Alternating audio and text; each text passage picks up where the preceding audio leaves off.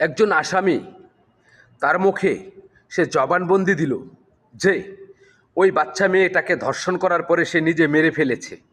আর জবানবন্দি দেওয়ার পরেও যখন জনাব তারেক রহমান কোনো এক জায়গায় গিয়ে মিটিং করে, আর সে মিটিংয়ে উনি বলেন যে 1 মাসের মধ্যে ধর্ষণকারীর বিচার করব, তাহলে কি এই 1 মাস কি ওই ধর্ষণকারীকে জামাই আদর দিচ্ছেন কিনা, ওই ধর্ষণকারীকে আপনি নিজে প্রাইম মিনিস্টার হয়ে প্রটোকল দিচ্ছেন কিনা, সেই জিনিসটা আমার জানার বড় ইচ্ছে।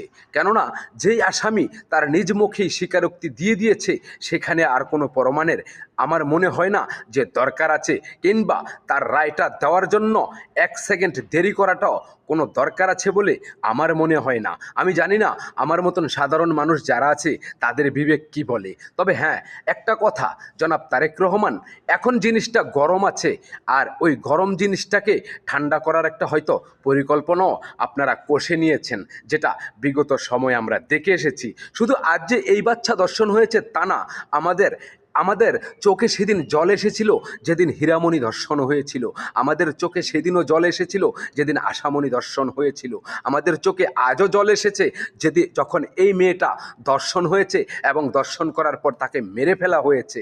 আর সেই গরম জিনিসটাকে ঠান্ডা করার একটা পরিকল্পনা কষেছেন জনাব তারেক রহমান আপনি। আমি আপনাকে শ্রদ্ধা করি আপনার বাবাকে। আর সবচেয়ে বড় কথা, আপনি জিয়া পরিবারের, তাই সম্মানটা আপনার একটু বেশি।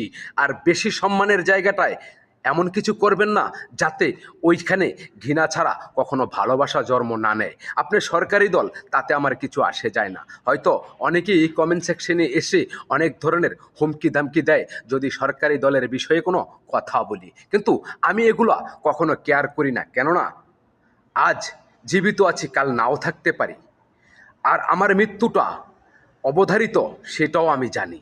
মানুষ শুধু মানুষ না, এই পৃথিবীর বুকে আল্লাহর সৃষ্টির সব কিছুরই একদিন মরণ হবে। আর সেটা হচ্ছে কুল্লে নাফসিন জায়কাতুল মৌত। আমি সত্যকে তুলে ধরব। আপনি তারেক রহমান, বাংলাদেশের প্রাইম মিনিস্টার, আপনাকেও আমি হয় কখনো বেশ্যা বাড়িতে নিয়ে যাব, কখনো খানকি বাড়িতে, আবার কখনো বা আপনাকে নর্তকীর মতো নাচাবো। আর এটাই হচ্ছে আমার ন্যায়ের কথা আর সত্য কথা। সত্যকে আমি তুলে ধরব। যখন আপনি ভালো কোনো কাজ করবেন, অবশ্যই ভালোটা তুলে ধরব।